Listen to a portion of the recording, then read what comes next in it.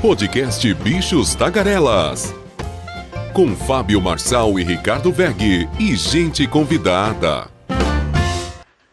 Está no ar mais um Bichos Tagarelas, segunda-feira, dia 17 de junho de 2024. Uma maravilhosa semana para você. Acredite sempre em você. Eu acredito em você. Então vamos, bola para frente. As manchetes do Bichos Tagarelas, praias privadas, como funciona no exterior. Você vai ver, né, a situação, principalmente Itália, Europa e Estados Unidos.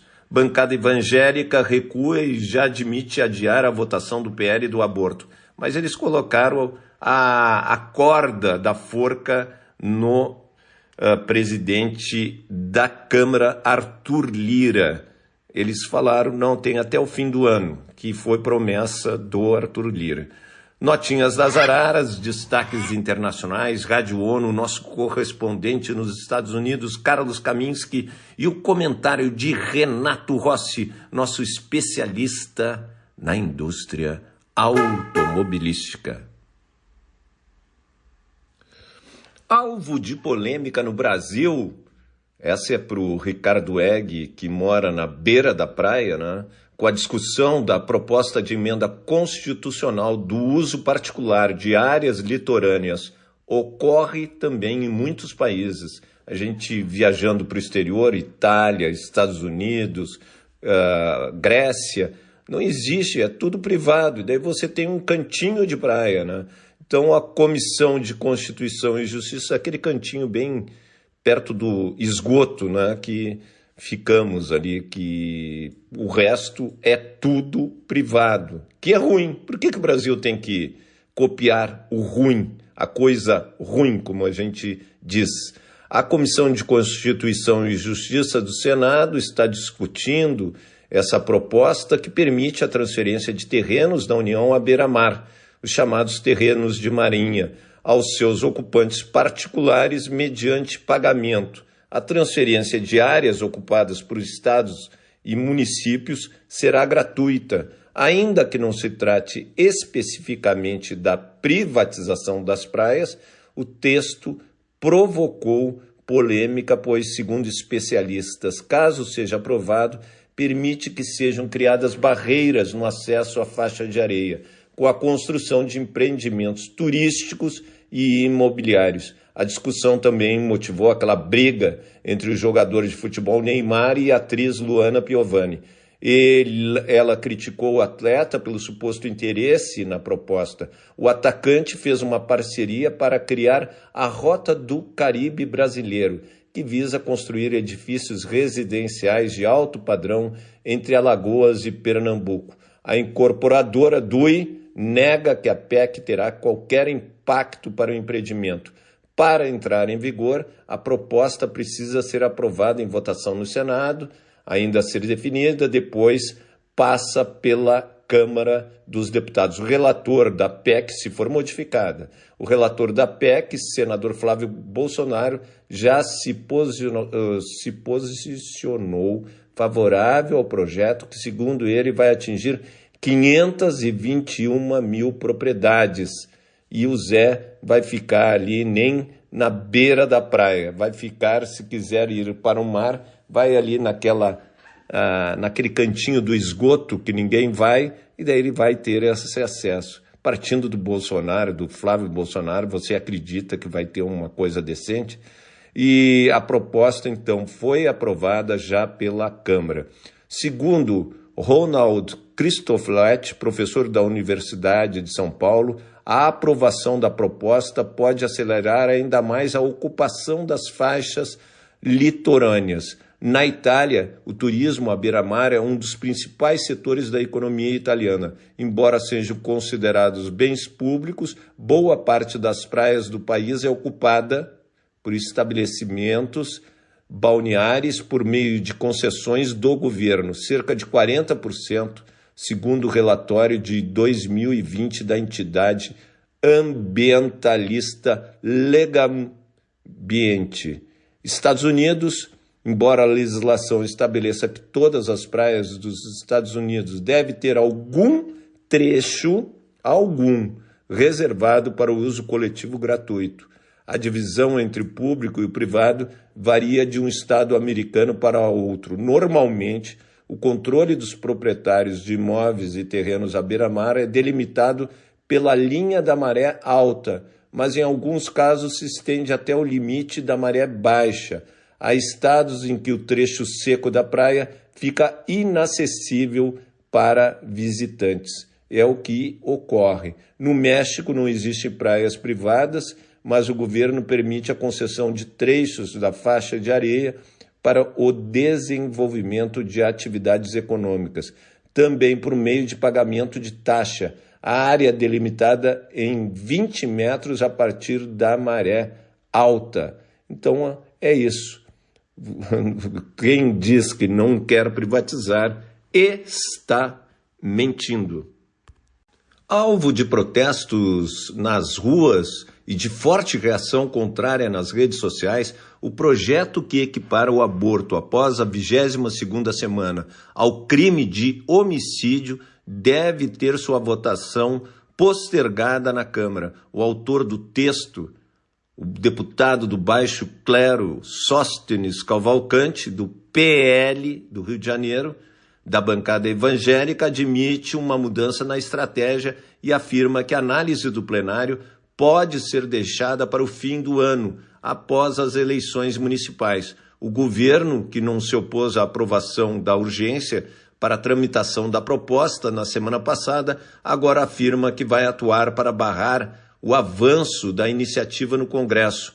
A senha de que a proposta seria colocada na geladeira já havia sido dada pelo próprio presidente da Câmara, Arthur Lira, após promover uma votação relâmpago de apenas 25 segundos para a urgência do projeto. Ele disse que não havia previsão de quando será definido um relator, nem quando o mérito do texto será colocado em pauta. O deputado do PP foi um dos principais alvos dos protestos desde a semana passada, por ser quem controla a pauta da Câmara dos Deputados. O fim de semana foi marcado por novas manifestações contra o projeto pelas ruas do país, em pelo menos 8 capitais. Após a repercussão negativa, Sóstenes adotou discurso semelhante ao Lira. Segundo o deputado do PL, apesar da aprovação da urgência que prevê a votação a partir da sessão seguinte na Câmara, não há pressa para que a iniciativa seja pautada. Sóstenes afirma que o projeto é uma promessa feita por Lira a evangélicos, quando ele se candidatou à reeleição no comando da casa em 2021, e que ele tem até o fim do ano, quando acaba o seu mandato, para cumprir. Então botou a corda no pescoço do Arthur Lira. Será que essa baboseira vai ser votada? E vamos às notinhas das araras, a sua agenda do dia. Lula reúne-se com ministros e líderes e assina contrato para a preservação da Amazônia. Haddad encontra-se com Lula para tratar de corte de gastos. Essa eu quero ver. A União Europeia discute sucessão no bloco. Trump reúne-se com líderes republicanos. E daí? Nossa segunda-feira. Vamos à semana desta que começa hoje, dia 17 de junho. Lula se reúne com ministros. Lula assina o contrato para a preservação da Amazônia, como nós falamos. TCU promove evento do G20.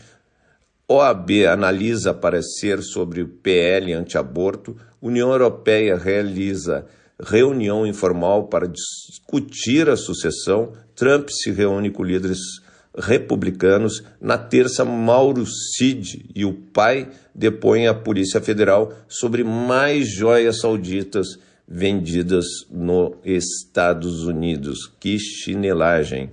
Comissão realiza audiência sobre medida provisória da importação de arroz. STF decide se torna réus irmãos Brazão e Rivaldo Barbosa.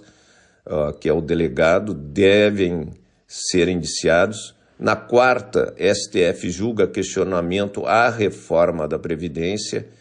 Copom divulga taxa de juros. Milei e Macron se reúnem em Paris. O Milei nunca está ganhando até do Lula, nunca está na Argentina, que tem praticamente 56% da Argentina, dos argentinos estão na linha de pobreza. Petrobras paga a segunda parcela dos dividendos relativos a dezembro e termina o prazo para o pagamento da taxa de inscrição do Enem. E começa nos Estados Unidos, na quinta-feira, a Copa América. Para nós, a gente nem lembrava disso, né? Na sexta-feira, BNDES libera linhas de crédito para empreendedores do Rio Grande do Sul e Milei recebe prêmio em Madrid. Então, o que acontece? Milei não está mais aparecendo lá na Argentina. Então, essas são as principais notinhas das araras. E vamos às notas internacionais, os destaques do mundo. New York Times de hoje: Israel diz que ataque do Hezbollah pode levar a guerra à escalada mais ampla. Washington Post: governador de Maryland perdoará 175 mil condenações relacionadas à maconha. Wall Street Journal: Brasil pensava estar protegido contra desastres naturais, até que vieram as enchentes. Clarim: após queda da privatização, o governo acelera mudanças em estatais como Correios e mídia. Le Monde: extremo seria uma catástrofe para a economia, diz Gabriel Attal. The Guardian: Sudão enfrenta a fome mais mortal do mundo dos últimos 40 anos. Financial Times: Rússia ultrapassa Estados Unidos e é a maior fornecedora de gás para a Europa em maio. Israel anuncia pausa tática. O exército israelense anunciou que interromperá os combates durante o dia em uma rota no sul de Gaza para liberar entregas de ajuda humanitária aos palestinos. A pausa diária será das 8 às 19 horas. Mas Netanyahu critica. O premier israelense criticou o plano. Autoridades israelenses afirmaram a Reuters que Netanyahu considerou a interrupção dos combates inaceitável. E o Trump pode cortar ajuda a Kiev. O ex-presidente dos Estados Unidos criticou o volume de ajuda dos Estados Unidos à Ucrânia e disse que resolverá isso imediatamente se for eleito em novembro. O republicano chamou o presidente ucraniano Zelensky de o maior vendedor de todos os tempos pelo seu esforço para garantir o apoio americano. Zelensky está disposto a negociar. O presidente ucraniano disse que o país manterá conversações de paz com a Rússia se Moscou se retirar de todo o seu território. Criticou as condições de Putin para um cessar-fogo, dizendo que Moscou não está preparada para uma paz justa. Encontro global pela paz sobre a liderança de Zelensky. Chefes de Estado se encontraram na Suíça para uma cúpula de 2 dias, com o objetivo de aumentar o apoio internacional à Ucrânia. A Rússia não foi convidada. E daí não dá para fazer paz, né? É a questão ali do Brasil. O país foi um dos únicos que não assinaram o comunicado final da cúpula que reafirma a integridade territorial da Ucrânia. Segundo Lula, o Brasil só participará das negociações de paz com os dois lados do conflito à mesa. E o John Biden, o presidente americano, congelou novamente durante um evento de campanha. Ele já havia sido distraído durante o evento do G7 na quinta-feira. Na ocasião, o democrata foi resgatado pela premier italiana Giorgia Meloni. Então é uma situação que está acontecendo com o presidente americano. E na França, uma manifestação contra o avanço da extrema-direita nas eleições para o Parlamento Europeu mobilizou milhares de pessoas na França. A Confederação Geral do Trabalho estima que 250 mil manifestantes estiveram em Paris e 640 mil em todo o país. Então, a esquerda tentando se mobilizar, mas hoje a situação está bem melhor para a direita na França. Vamos ver o que vai dar nisso. E agora vamos com a Rádio ONU, nossa parceira nos Estados Unidos.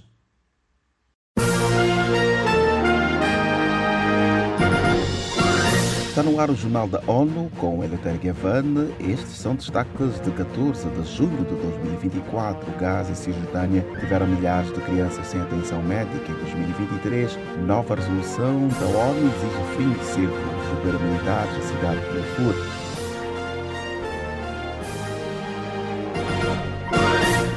A Agência das Nações Unidas de Assistência aos Refugiados Palestinos, UNRWA, revelou que mais de 3.000 autorizações para que crianças palestinas deixem a faixa de Gaza e a Cisjordânia para tratamento médico foram rejeitadas ou adiadas em 2023. Ana Paula Loureiro tem os detalhes. A entidade humanitária destaca que desde o início da guerra, as autoridades israelenses reduziram ainda mais o acesso humanitário e cada vez mais as crianças pagam um preço mais alto pelo conflito. Com a continuação dos ataques na faixa de Gaza, o Escritório das Nações Unidas para Assistência Humanitária, o OCHA, disse que as populações de áreas que mais sofrem com as operações militares não serão abandonadas. Em nota separada, especialistas em direitos humanos da ONU condenaram com veemência a ação das forças israelenses em Gaza durante uma operação de resgate de reféns no campo de refugiados de Nuseirat. Da ONU News em Nova York, Ana Paula Loureiro.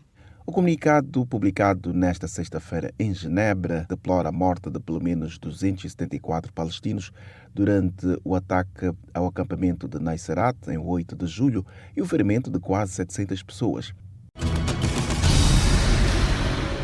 Nesta quinta-feira, o Conselho de Segurança adotou uma resolução sobre o Sudão exigindo que paramilitares das Forças de Apoio Rápido, RSF, acabem o cerco da cidade de Al-Fasher, a capital do estado de Darfur do Norte. O texto, que passou com 14 votos a favor e a abstenção da Rússia, pede o fim imediato dos combates e o alívio da tensão que envolve o grupo e as Forças Armadas sudanesas. A resolução 2736 foi proposta pelo Reino Unido e determina ainda que todas as partes do conflito garantam a proteção dos civis, permitindo o movimento daqueles que queiram se deslocar de dentro e fora de Al-Fasher para áreas mais seguras. Desde abril de 2023, os confrontos entre forças do Exército do Sudão e as RSF provocaram mais de 16.650 mortes. A 17ª Conferência dos Estados-Partes da Convenção sobre Direitos das Pessoas com Deficiência teve o diretor de Governança Ambiental e Social do Grupo de Ser Educacional, destacando várias iniciativas da acessibilidade no Brasil. No evento global na sede das Nações Unidas em Nova Iorque, Sérgio Murilo falou de projetos como Praia Sem Barreiras e uma iniciativa de promoção de bicicletas adaptadas. Em 12 estados brasileiros, as ações foram apresentadas como exemplos de inclusão social e inovação. Murilo destaca que projetos promovidos pela entidade incluem pessoas com deficiência em diversas áreas, desde práticas de desporto até educação e vida profissional, incentivando a socialização e proporcionando novas experiências. Nós proporcionamos que as pessoas com deficiência saiam de casa, se socializem, façam amizades, curtam a natureza. Então, a partir do momento que você sai de casa, vai numa praia, você pega uma bicicleta e pedala, sente aquele ventinho no rosto, para eles isso é fantástico. A gente sabe que existe uma discriminação até por parte da família. Muitas famílias escondem aquela pessoa com deficiência, a isolam da sociedade. A gente viu que através desses projetos a gente consegue incluí-las. O evento, que aconteceu entre 11 e 13 de junho, teve como objetivo contribuir para o avanço das discussões e ações relacionadas à inclusão social. Neste 14 de junho, a Organização Mundial da Saúde, OMS, juntamente com parceiros e comunidades pelo mundo, celebra o Dia Mundial do Doador de Sangue. Este ano, a data marca 20 anos de agradecimento àqueles que contribuem com esta causa vital. Acompanhe com Ana Paula Loureiro. Para a Agência de Saúde da ONU, os doadores de sangue de todo o mundo são lembrados por suas ações que salvam vidas e têm um impacto profundo tanto nos pacientes quanto nos próprios doadores. A OMS avalia que a data é um momento crucial para enfrentar desafios contínuos e acelerar o progresso rumo a um futuro em que a transfusão de sangue segura seja universalmente acessível. A OPAS destaca que a transfusão de sangue desempenha um papel fundamental na saúde, beneficiando pacientes que enfrentam condições de risco. Da ONU News em Nova York, Ana Paula Loureiro. Em maio de 2005, durante a 58ª Assembleia Mundial da Saúde, ministros de todo o mundo fizeram uma declaração unânime de compromisso e apoio do setor à doação voluntária de sangue. Confira mais detalhes sobre estas e outras notícias no site da ONU News em português e nas nossas redes sociais. Para nos seguir no Twitter, acesse @ONU News.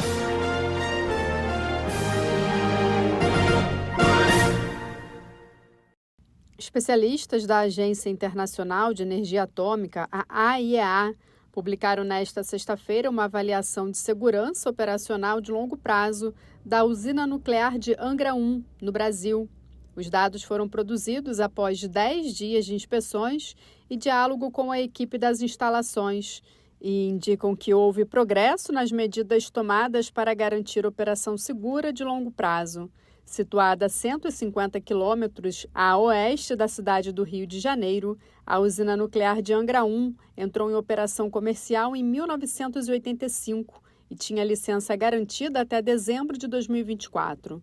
Os dados preliminares ressaltam o profissionalismo, a abertura e a receptividade da operação brasileira, no sentido de fazer melhorias para atender e ir além dos padrões de segurança e operação da AIEA. O relatório final será produzido em 3 meses. Na visita à primeira usina nuclear brasileira, a equipe deu nota positiva às práticas e às atuações da usina, a serem compartilhadas com a indústria nuclear globalmente. Entre os exemplos estão o processo de aprovação para avaliar e melhorar regularmente os programas de gerenciamento de envelhecimento. Ferramentas de software também foram elogiadas. Os técnicos enfatizaram ainda o uso de inteligência artificial para determinar a vida útil qualificada do equipamento da usina brasileira. Da ONU News em Nova York, Ana Paula Loureiro. E chegou a hora do nosso querido Carlos Kaminski, seu destaque em Nova York. Olá, Ricardo Weg, olá, Fábio Marçal, olá, Renato Rossi. Bichos tagarelas, aqui Carlos Kaminski de Nova York. Líderes mundiais que se reuniram em um resort alpino suíço neste sábado para buscar um consenso mais amplo para as propostas de paz da Ucrânia em uma cúpula onde a China não estava presente. E foi dita que essa cúpula seria uma perda de tempo. Por quê?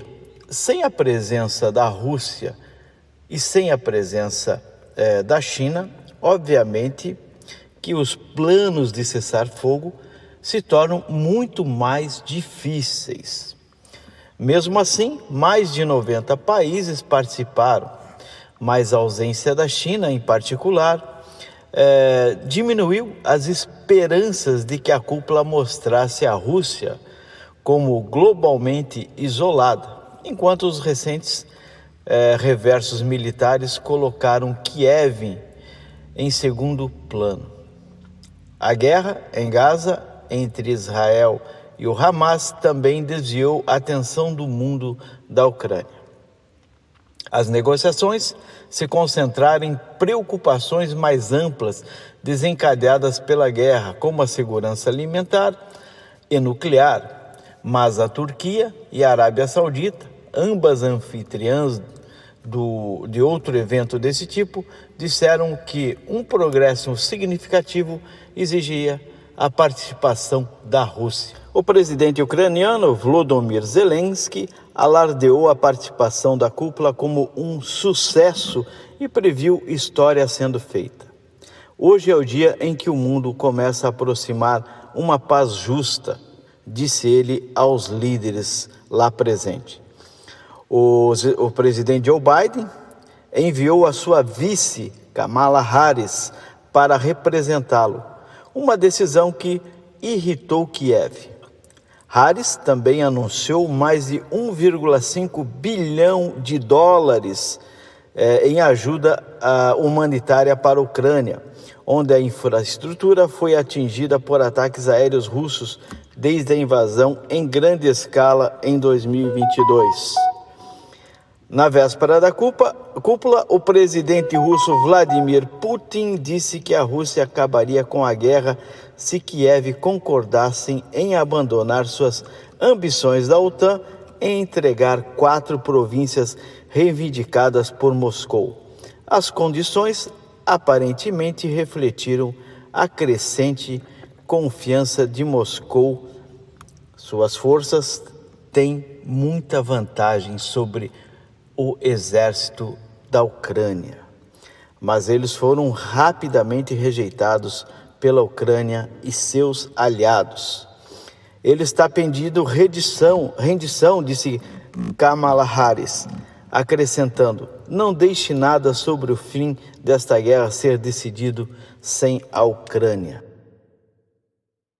É claro que essa cúpula de paz é muito importante, realmente, mas sem a presença da Rússia e da China, infelizmente as coisas se tornam muito mais difíceis. Obviamente, não há interesse do governo russo ainda em sentar para conversar, se não for com as condições que eles já colocaram à mesa. Ou seja, é uma guerra que não vai ter um acordo tão facilmente. Aí, o que acontece daqui para frente é que a União Europeia e os Estados Unidos vão continuar a fornecer e armar a cada vez mais o exército ucraniano para se defender, para que Moscou não chegue até a capital da Ucrânia, Kiev. Essa informação, um forte abraço a todos. E o comentário do franco-brasileiro Renato Rossi, nosso especialista na indústria automobilística. Alô, amigos de Bichos Tagarelas, é um prazer estar com vocês em mais uma semana de trabalho. Eu não considero isso aqui trabalho, né? Para mim é prazer estar com os amigos de Bichos Tagarelas, com o meu amigo Fábio Marçal, que idealizou esse podcast tão interessante, né? Que é o inverso, o oposto daquela revista do Far West, onde vale tudo, né? O Far West, né? Faroeste eram os filmes de faroeste que mitificavam, pelo Hollywood, que mitificavam o Oeste Brasil, né? A procura por espaço nos Estados Unidos da América, né? O país ia se desenvolvendo, ia para o... Mas, infelizmente, lá no Oeste, eles encontraram índios pelo caminho, né? Eles não imaginavam que ia ter já populações autóctonas, né? Que estavam lá milênios. O resultado que, claro, que deu homem branco na cabeça e mataram milhões de índios para terem lá os estados da Califórnia, toda aquela região não era propriedade, era propriedade dos índios, né?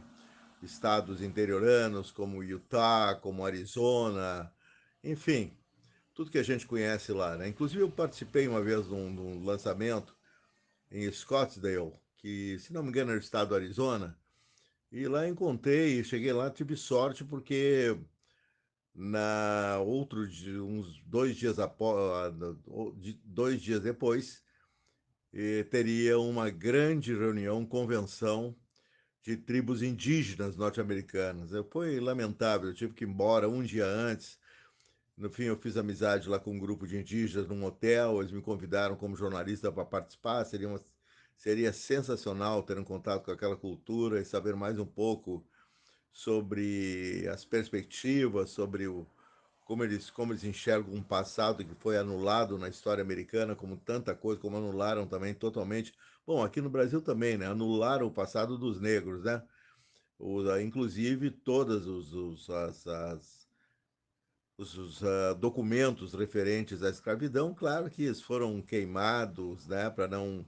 Até para não implicarem corporações no futuro, né? Já que o tráfico negreiro tinha um apoio total dos ingleses, grandes corporações, grandes empresas cuja especialidade era traficar negros da África para os mercados que necessitavam de mão de obra forte, né, e não paga, né? Quer dizer, que foi o que aconteceu.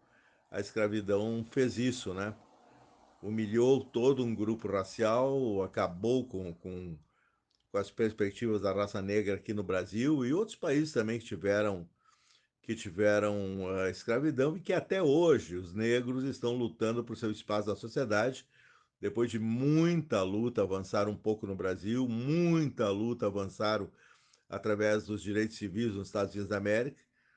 Aqui no Brasil, aliás, não sei o que vai acontecer, né, amigos? Porque, não falando ainda de automóvel, mas pelo amor de Deus, né? Esse congresso aí está nos surpreendendo, né? Porque eu não imaginava que eles fossem tão grosseiros, mas eles são mais do que eu pensava. Eu acho que eu me dediquei ali ao Nicoletti, aquela coisa horrorosa que tem no parlamento, um bobalhãozinho de Minas Gerais que não sabe nada, que é ignorante, que é preconceituoso. Quem será que foi o pai desse cara? Eu sempre me preocupo. Quando eu vejo um filho nesse nível, eu digo assim, quem teria sido o pai ou a mãe, né? Porque deve ter sido pessoas altamente fascistas, conservadoras, não é possível, né? Muito da educação de qualquer criança, qualquer jovem, vem justamente dos pais, né? Que complementam a escola, é o fundamento, mas o relacionamento com a família também é importante. Aí quando eu vejo um idiota desses fazendo besteiras dia após dia numa Câmara dos Deputados, eu digo, meu Deus, que houve, né? Uma distorção, um cara jovem, né? Não digo que ele precisasse ler Marx todo dia, mas poderia ser uma pessoa menos com uma cabeça mais arejada, né? Com conceitos humanistas. Mas não, mas eu me dediquei a esse cara, que eu tenho pavor da cara desse cara, e me esqueci que tinha coisa pior lá dentro, né? Tinha um pastor que só pode ser pastor do demônio, né? Esse que inventou que a estuprada, ela é bandida, né? Ela certamente, ela merece mesmo, né? Ela fez alguma coisa aí para ser estuprada. Não ia ser estuprada se não tivesse provocado alguém com uma roupa sensual e como agora os estupros estão acontecendo também com mulheres cada vez mais jovens, talvez ainda tivesse desagradado algum cara a boneca que ela carregava, entendeu? Alguma coisa assim. Na verdade, isso me lembra de um ministro lá do Narendra Modi, né, que é o primeiro-ministro da Índia, né, que levou um pau firme nas últimas eleições. Os indianos estão meio de saco cheio da cara dele, mas o problema é que ele deixou a economia indiana numa posição bem interessante. Mas o cara é racista, ele é direitista, ultradireita, mas perdeu, né? A Índia tem quase um milhão, né, de eleitores, né? Ele tem 1,4 milhão de habitantes. Mas eu me lembrei não é dele que eu estou me lembrando, do Narendra, né? Eu estou me lembrando um ministro da cultura da Índia que alguns anos atrás houve um estupro coletivo e uma mulher europeia foi morta.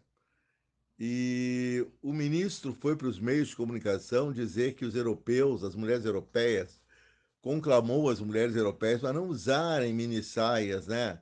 Não usarem roupas provocantes ocidentais na Índia, porque ainda tinha seus princípios e o homem indiano estava sendo atiçado nos seus instintos, né?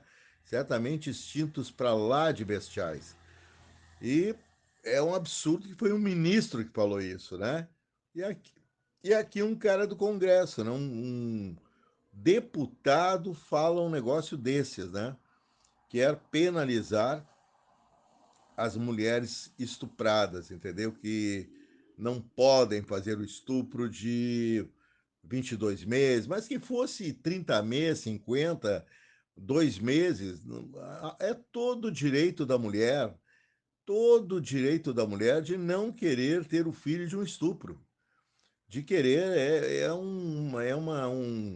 um choque terrível psicológico carregar um filho de um estuprador, né? É uma coisa horrorosa, é arrebentar a vida da pessoa, né? Bom, esse é o Brasil que nós temos. Aliás, vendo aí a televisão essa semana, tá aí os vídeos aí em todas as redes, estão nas redes sociais. O cara que brigou, não sei aonde, acho que no interior de São Paulo, não sei onde foi, ele estava se aproximou, os dois se desafiaram na estrada, dois casais, e o cara chegou do lado do carro. Simplesmente a cena é escabrosa, é tenebrosa, é filme de terror. O cara deu tiros em direção ao carro, assim, sem mais nem menos. Não atingiu, não matou os dois ocupantes, o casal, por milagre. Depois ele explicou que quem provocou foi o outro. É sempre a história. Aí me lembro que como nós importamos tudo que não presta, né, já que nós importamos amizades desnecessárias, né? Como tem amizades bolsonaristas com Netanyahu e Vítor Orbán. Também importamos um fascismo que já estava, infelizmente, está voltando à Europa, a extrema-direita voltando, mas mais aqui nos meios de comunicação do Brasil, porque se você for ver, se nós formos ver os meios de comunicação da Europa, principalmente os decentes, não é bem assim, não. Os grupos de extrema direita eles podem ter ganho, avançaram, mas eles estão sendo rejeitados por grandes parcelas da população europeia e também nos Estados Unidos da América. Aqueles supremacistas brancos já não estão com a bola que estavam quando estavam no governo Trump, porque o Trump é um supremacista branco. Mas agora nós importamos esse produto americano tão violento, tão cruel, que é o road rage, raiva na rodovia. Estados Unidos da América ninguém me conta. Eu vi, amigos, mais de uma vez lá pelo Texas e Houston, no interior do Arizona, aquelas mulheres chegando com seus pica-pão de 12 metros de comprimento, com seus filhinhos loirinhos, tudo as mesmas caras, a mulher em geral gordas, né? Reforçadinhas de tanto cheeseburger, na cintura carregando Magno, né? Carregando revólver que derruba até elefante. Como eu vi mulher descer de picape armada de arma pesada, de carabina que não era de caça, era um fuzil. Isso é muito comum. E agora os enfrentamentos, como todo mundo anda armado lá, né? São mais de 300 milhões de armas em circulação. Os enfrentamentos nas rodovias é uma patologia social nos Estados Unidos que nós estamos copiando aqui no Brasil. É impressionante como está aumentando o número de mortos e feridos, enfrentamentos nas estradas, pelos mesmos motivos que se enfrentam nos Estados Unidos da América. Eu cortei a tua frente, tu me ameaçou, vou te matar, e o outro começa a ameaçar e troca de gestos obscenos, aqueles os de sempre, né? Bota o dedão para cima, e aí chama o cara de filho disso, filho daquilo, aquelas coisas que brasileiro sabe fazer tão bem. E de repente deu isso que deu lá agora, né, nessa semana, que o cara desceu e atirou mas na maior, assim, sem nenhum pudor. O cara saiu atirando como um assassino profissional, um hitman. E nos Estados Unidos é a mesma coisa. Hoje é uma preocupação tremenda da Administração de Segurança e Rodovias Nacionais para coibir de todas as maneiras possíveis que os motoristas enfrentem nas estradas de troca de tiros, que já atacaram e já mataram, inclusive, outros motoristas que passavam em seus carros. Então, ao que parece, né, amigos, estamos importando, estamos pegando coisas muito ruins de outras sociedades, né? E além do que também estamos fazendo uma volta aqui, uma volta muito legal a castelos medievais, né? Esses castelos medievais com seus políticos, né? Temos um castelo medieval aqui no Brasil que infelizmente legisla, né? Isso que é pior, e que fez esse barbarismo, essa coisa absolutamente imbecil, fora de sentido, uma lei que só serve realmente às trevas da Idade Média, ou às feiticeiras de Salem nos Estados Unidos da América, né? Mulheres inocentes que foram queimadas em fogueiras porque a comunidade disse que elas eram bruxas, baseado no fanatismo religioso. Foi uma grande peça de Arthur Miller, inclusive, grande dramaturgo norte-americano. E então, as coisas aí que estão acontecendo no Brasil estão deixando a gente de cabelos em pé, né, amigos? Realmente, volta do conservadorismo, volta do bolsonarismo. Tem que chamar a atenção do seu Lula, né? Seu Lula, vamos coibir isso aí, vamos dar o jeito de voltar a governar esse país com uma mão um pouco mais forte, porque a coisa não tá fácil. Novo encontro com vocês amanhã. E acabou-se o que era doce.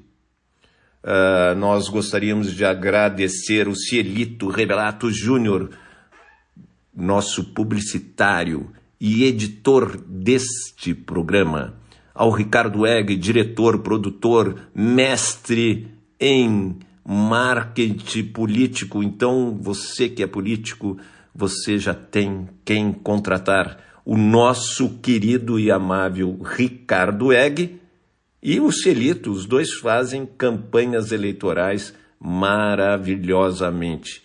Ao Renato Rossi, meu amigo querido do coração, também ao Carlos Kaminski, parceirão lá em Nova York, se vira nos 30 em Nova York. E agradecer a você, ouvinte, que tanto nos ajuda a crescer. Nós precisamos crescer, então avise para os seus para o seu avô, para os seus avós, para amigos, inimigos, que o Bichos Tagarelas está aqui diariamente com você. E voltamos amanhã, dia 18 de junho, uma terça-feira.